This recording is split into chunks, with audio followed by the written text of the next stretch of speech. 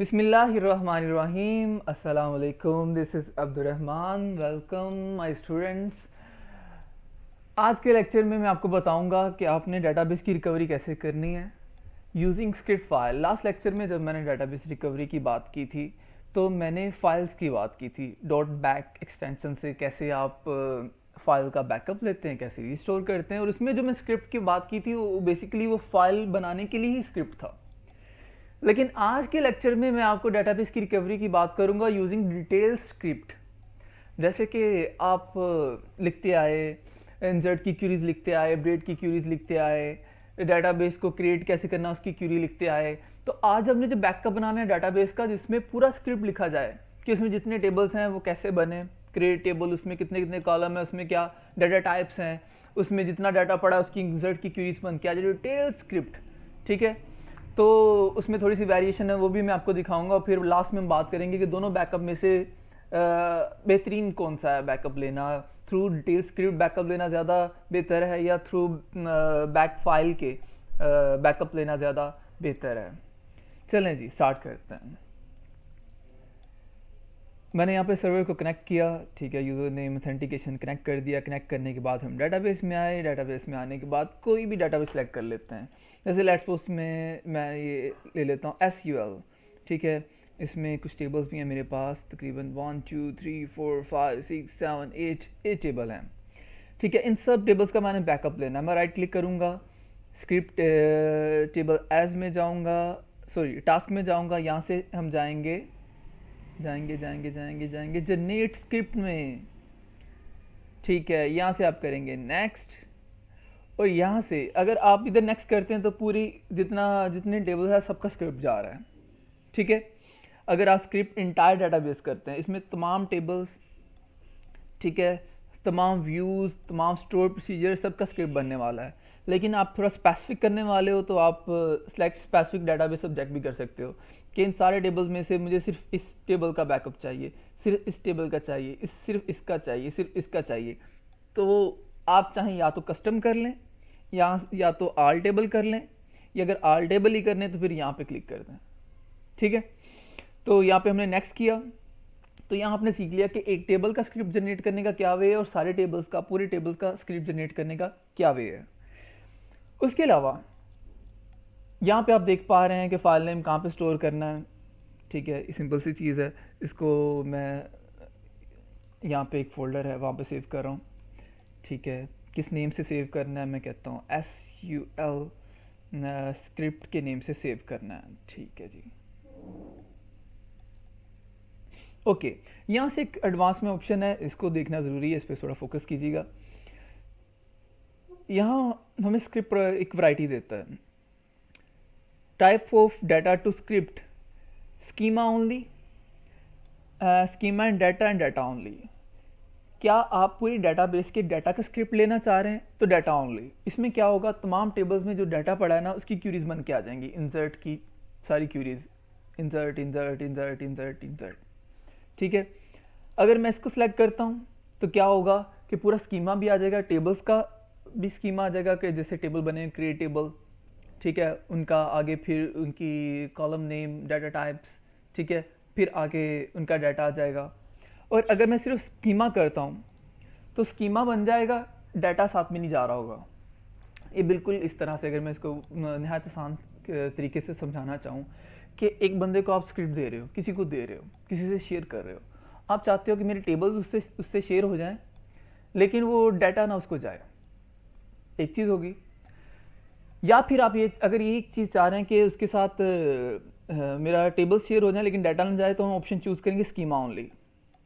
अगर आप चाहते हैं कि उसको पता ना चले कि मेरे टेबल्स कितने हैं, पता ना चले, क्या पता चल ही जाएगा, टेबल उसकी तरफ ना बने, ठीक है, या टेबल उसके पास बने हुए हैं ऑलरेडी, सिर्फ उसको डाटा चाहिए, तो मैं डाटा ओनली का स्क्रिप्ट जनरेट करके उसे दे दूंगा। टेबल उधर बने हुए हैं, वो क्यूरीज को रन करेगा, उन्हीं टेबल्स में डाटा इंसर्ट हो जाएगा।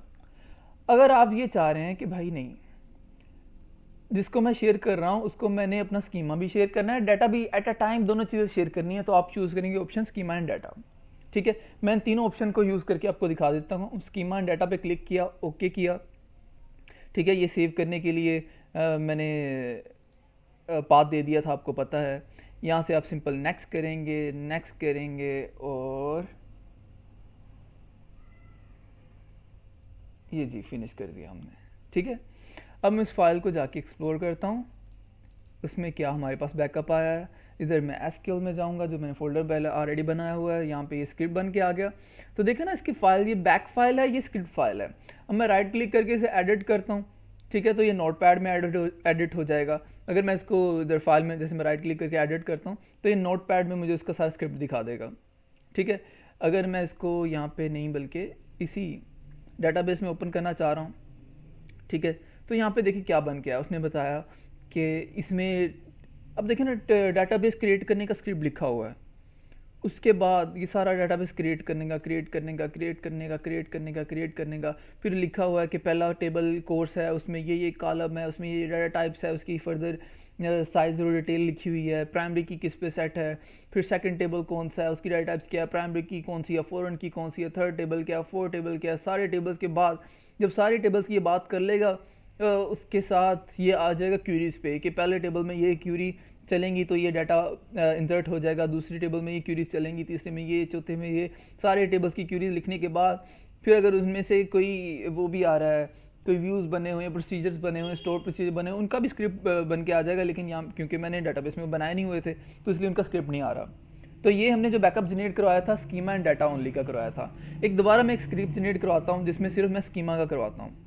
तो उसमें और इसमें फ़र्क देखिएगा क्या है। उसमें जो ये इंसर्ट की क्यूरीज नहीं आएंगी। जैसे मैं राइट क्लिक कर रहा हूँ, टास्क में जा रहा हूँ, स्क्रिप्ट जनरेट स्क्रिप्ट में जा रहा हूँ, यहाँ से मैं नेक्स्ट जा रहा हूँ। नेक्स्ट में जाने के बाद मैंने स्क्रिप्ट इंटायर डाटाबेस एंड, ठीक है, इस पर क्लिक किया, नेक्स्ट किया, एडवांस में गया। एडवांस में जाने के बाद हम गए types of data to script schema only कर देते हैं। ठीक है, लास्ट टाइम हमने किया था स्कीमा एंड डाटा ओनली, यहाँ पे हम स्कीमा ओनली कर रहे हैं। ओके कर दिया। इसको मैं सेव कर रहा हूँ उसी फोल्डर में जाके, ठीक है, यहाँ से डी ड्राइव में जाके, यहाँ से एसक्यूएल में, आप किसी भी लोकेशन पे सेव कर दीजिएगा। ठीक है, इसके साथ मैं मेंशन भी कर देता हूँ कि ये क्या है, ये हमारा स्कीमा ओनली है। ठीक है जी, ओके, मैंने सेव किया, नेक्स्ट किया, ओके, इसे फिनिश कर दिया। और एक और मैं स्क्रिप्ट जनरेट कर देता हूँ डाटा ओनली का, टास्क, ठीक है, generate script, next, entire database, next, advance में जाके यहाँ पे स्कीमा ओनली की बजाय मैंने कर दिया डाटा ओनली। ओके किया। ठीक है, सेव कहाँ पे करना है जी, पीसी में करना है। पीसी में जाने के बाद मैंने डी ड्राइव में करना है, डी ड्राइव में एसक्यूएल फोल्डर में करना है। एसक्यूएल फोल्डर में मैंने ये करना है डाटा ओनली के नेम से, डाटा ओनली। ठीक है, ओके, ये सिर्फ आपको डिफरेंस दिखाने के लिए मैं कर रहा हूँ। Finish, okay okay. अब मैं स्क्रिप्ट में देखना चाह रहा हूँ कि क्या है। स्कीमा ओनली को जैसे ही मैं ड्रैग करके ड्रॉप करूँगा एसक्यूएल में, तो हमारे पास देखें सारे वही स्कीमा आ रहा है। डाटाबेस कैसे बनी है, कौन से टेबल हैं, क्या उनमें कॉलम्स हैं, क्या उनकी डाटा टाइप्स हैं, फर्दर डिटेल उसमें लिखी है। लेकिन सारी डिटेल के बाद इसके एंड पे कोई इंसर्ट की क्यूरी नहीं आएगी, क्योंकि हमने सिर्फ स्कीमा ओनली की बात की है, डाटा की बात नहीं की थी इसमें। ठीक है, और इसी तरह अगर मैं सिर्फ डाटा ओनली को देखूं, डाटा ओनली को मैंने यहाँ से ड्रैग किया, एसक्यूएल सर्वर में ड्रॉप किया, तो यहाँ पे सिर्फ इंसर्ट की क्यूरीज आ रही हैं। ठीक है, उन टेबल्स में डाटा इंसर्ट करना है तो उसके लिए स्क्रिप्ट बना है।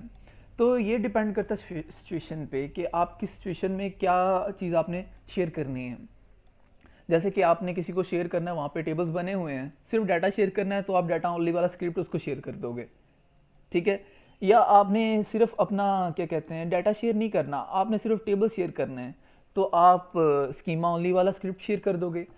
या अगर आपने टेबल्स भी शेयर करने हैं, डाटा भी शेयर करना है, तो आप क्या चूज़ करेंगे, क्या करेंगे, स्कीमा एंड डाटा। ठीक है, ये तीनों चीज़ों का बैकअप लेना मैंने आपको सिखा दिया। इसमें एक और चीज़ थी, वो भी मैं आपको बता देता हूँ कि टास्क में जाके, जनरेट स्क्रिप्ट में जाके आप इंटायर टेबल की बजाय कुछ टेबल का बैकअप लेना चाह रहे हैं तो वो भी ले सकते हैं। जैसे मैं कहता हूँ सिर्फ एम्प्लॉय टीबीएल स्टूडेंट्स का डाटा चला जाए किसी एक टेबल का, या ठीक है साथ में रेंटेड मूवीज़ का भी चला जाए, साथ में सैल्यूटेशन का भी चला जाए, साथ में मेंबर्स का भी चला जाए। चले, मेंबर्स का, रेंटेड मूवीज़ का, सैल्यूटेशन का चला जाए। ठीक है, मैंने नेक्स्ट किया। इसमें भी फर्दर वही चीज़ पूछ रहा है कि स्कीमा एंड डाटा चाहिए, मैं कहता हूँ नहीं बस मुझे ना स्कीमा ही चाहिए, स्कीमा ओनली कर दिया। और ठीक है, यहाँ पे मैं इसको सेव कर रहा हूँ, मैंने ARB इसमें जाके SQL, ठीक है। ठीक है जी, यहाँ पे जो मैंने चूज़ किए हैं SQL स्क्रिप्ट चूज़ किया है, ठीक है, वो कुछ स्पेसिफिक टेबल का है। ठीक है, साथ में अगर चाहें तो आप टेबल्स के नेम भी मेंशन कर सकते हैं ताकि याद रहे कि इसमें इस स्क्रिप्ट में कौन कौन से टेबल मैं करवा रहा हूँ, उसका स्क्रिप्ट स्कीमा जनरेट करवा रहा हूँ। ठीक है, फिनिश किया। अब देखिए इस अगर मैं बैकअप को देखता हूँ SQL स्पेसिफिक को, तो इसमें सिर्फ टेबल्स के मेंबर का टेबल आ गया, रेंटेड मूवीज़ का आ गया, सैल्यूटेशन का आ गया, उसका स्क्रिप्ट बन के आ गया। ये स्क्रिप्ट जिसको शेयर करेंगे उसकी डेटाबेस में सिर्फ 3 टेबल आ जाएंगे। तो अभी आपने स्क्रिप्ट जनरेट करना सीख लिया, बैकअप बनाना सीख लिया through script, through schema and data. ठीक है, ओके, इन सारी फाइल्स को मैं क्लोज करता हूँ। अब मैं आपको सिखाता हूँ कि आपने रिकवरी कैसे करनी है, डाटाबेस की रिकवरी कैसे करनी है। लेट्स सपोज कि आपने एक बंदे को स्कीमा एंड डाटा ओनली वाला स्क्रिप्ट शेयर कर दिया है, वो अपनी साइड पे उसको यूज़ कैसे करेगा, अब हम इस बात पे आ रहे हैं। दूसरी साइड पे वो बंदा क्या करेगा, वो डाटाबेस क्रिएट करेगा, न्यू डाटाबेस। अब ये उसकी चॉइस है, वो उसी नाम से क्रिएट करे जिस नाम से आपने स्क्रिप्ट में डाटाबेस यूज़ किया है या डिफरेंट नेम से। ठीक है, जैसे कि मैं यहाँ पे कर देता हूँ जी SQL। उसने SQL क्योंकि मैं नहीं कर सकता क्योंकि ऑलरेडी इस नेम से मेरे पास डाटाबेस है, उसने लिखा SQL 9। ठीक है, डिफरेंट नेम से कर दिया। ऑनर आपको पता बाय डिफ़ॉल्ट हमारा SA होता है, ठीक है, SA कर दिया। ठीक है, वो सेम नेम से भी कर सकता है, लेकिन हमारे पास क्योंकि SQL नेम से ऑलरेडी है एक डाटाबेस, इसलिए मैंने नेम चेंज कर दिया, और डिफरेंट नेम से भी बना सकता है। ओके किया तो देखें क्या हो रहा है। ये सिंपल SQL 9 नेम से डाटाबेस बन गई, कुछ भी नहीं है इसके अंदर, कोई टेबल कोई डाटा नहीं है। अब यहाँ पे थोड़ा सा आपने फोकस करना है कि इस डाटाबेस पे पहले क्लिक करना है। ये आई थिंक डिस्कनेक्ट है। ओके ओके ओके, देखें जी SQL 9 न्यू क्यूरी पे आपने क्लिक कर देना है, और ये गौर करना है कि यहाँ पे SQL 9 ही सिलेक्टेड हो। ठीक है, यहाँ पे मास्टर ना हो। जो मैंने फाइल बैकअप में आपको सिखाया था वहाँ पे यहाँ पे मास्टर था, और मास्टर ही होना चाहिए था। ठीक है, क्योंकि उस बैकअप का काम था कि डाटाबेस भी वो खुद क्रिएट करता था, डाटा भी खुद इंसर्ट करता था। इसमें हमें डाटाबेस खुद क्रिएट करनी पड़ती है, हमें करनी पड़ती है। ठीक है, मैंने यहाँ पे जी SQL स्क्रिप्ट को ड्रैग करके यहाँ पे ड्रॉप किया। अब देखें यहाँ से थोड़ी सी चीज़ सीखने वाली है, फटाफट एग्जीक्यूट नहीं करना। डाटाबेस हमने बना ली है, तो ये सारी बात आ रही है कि डाटाबेस कैसे बनानी है, उसका नाम क्या होगा। भाई डाटाबेस तो हमने बना ली है, ये सारी बातें हमने खुद कर लिया। राइट क्लिक करके जो हमने किया ना न्यू डाटाबेस, ये वो बातें लिखी हुई हैं, उसका स्कीमा लिखा हुआ है जो कि हमें चाहिए नहीं, हमें टेबल्स चाहिए। ये पहला टेबल आ गया, क्रिएट टेबल। ठीक है, ये देखें ये टेबल बनना शुरू हो गया था यहाँ से, कोर्स वाला पहला टेबल। ऊपर जितना काम है उतना मैंने सेलेक्ट किया। ठीक है, यहाँ से लेकर देखें ना, इस टेबल से ऊपर जितना स्क्रिप्ट लिखा हुआ है वो तो काम हमने कर लिया, हमने डाटाबेस तो बना लिया SQL 9 से। इसको डिलीट कर दें, कर दिया। अब कंट्रोल एंड प्रेस करेंगे तो आप एंड पे आ जाएंगे, बिल्कुल एंड पे, या इधर से इसको स्क्रॉल कर लें, बिल्कुल एंड पे आ जाएंगे। यहाँ पे 3 लाइनें लिखी हुई हैं, यूज़ मास्टर डाटाबेस का नेम। भाई डाटाबेस तो हमने बना ली। ठीक है, ये 3 बातें भी, ये यूज़ मास्टर गो अल्टर डाटाबेस तो हमने बना ली है, डाटाबेस तो हमने बना ली है। तो इसको भी डिलीट कर दें, बस जी इतना सा काम करना था। ऊपर से भी डिलीट कर दिया, नीचे से भी डिलीट कर दिया, बाकी चीज़ को आप करें। अब इसमें क्या है कि टेबल्स भी बनेंगे और साथ में डाटा भी आएगा। एग्जीक्यूट करेंगे तो क्या होगा, देखें ये क्या लिखा है, क्यूरी एग्जीक्यूटेड सक्सेसफुली। इसका मतलब कि जो कुछ यहाँ पे लिखा था सारा एग्जीक्यूट हो गया। अब मैं जाके वेरीफाई करना चाहूँ तो कुछ भी नहीं आ रहा। हाँ, राइट क्लिक करना है, रिफ्रेश करना है, घबराना नहीं है। टेबल्स को एक्सपैंड किया, यहाँ पे सारे टेबल्स आ गए। टेबल्स में जाके आप डाटा देखना चाह रहे हो, तो जैसे मैं मेंबर्स के टेबल में डाटा देखना चाहूँ, राइट क्लिक किया, डिज़ाइन में गया, डिज़ाइन में जाके ये जी, अच्छा मैंने तो डिज़ाइन में नहीं जाना था, मैंने तो जाना था एडेड टॉप 200 रोज़ में। तो यहाँ पे सारी रोज़ हमें शो होगी, जो डाटा हमने यहाँ पे इंसर्ट किया था हमारे पास शो हो रहा है। और इसी तरह अगर किसी बंदे को आपने सिर्फ स्कीमा शेयर किया होगा, वो भी सेम ऐसे पहले डेटाबेस क्रिएट करेगा, डेटाबेस का नेम रखेगा, उसके बाद अपना स्क्रिप्ट वहाँ पे ड्रॉप करके ऊपर और नीचे से डेटाबेस की जो क्रिएट करने की का जो स्कीमा लिखा है उसे डिलीट करके एक्सिक्यूट कर देगा। बहरहाल मैं आपको करके भी दिखा देता हूँ। जैसे राइट क्लिक किया, न्यू डेटाबेस, उसने लिखा SUL और 10, ठीक है, और ओनर का नेम रख दिया SA, ठीक है जी, ऐड कर दिया, ओके कर दिया।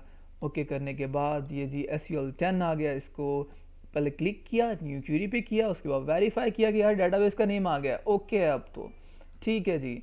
ये था स्कीमा ओनली, इसको ड्रैग करके ड्रॉप किया डेटाबेस में, SQL में गए, SQL में यहाँ पे हमने ड्रॉप कर दिया। ड्रॉप करने के बाद ये सारी बात क्या लिखी है, डेटाबेस क्रिएट करने की। भाई क्रिएट तो हमने कर ली है, कर लिया ना, यहाँ से टेबल ही ना क्रिएट किए, डेटाबेस क्रिएट कर लिए। सारी चीज़ को हम क्या कर देंगे, क्या कर देंगे, डिलीट कर देंगे।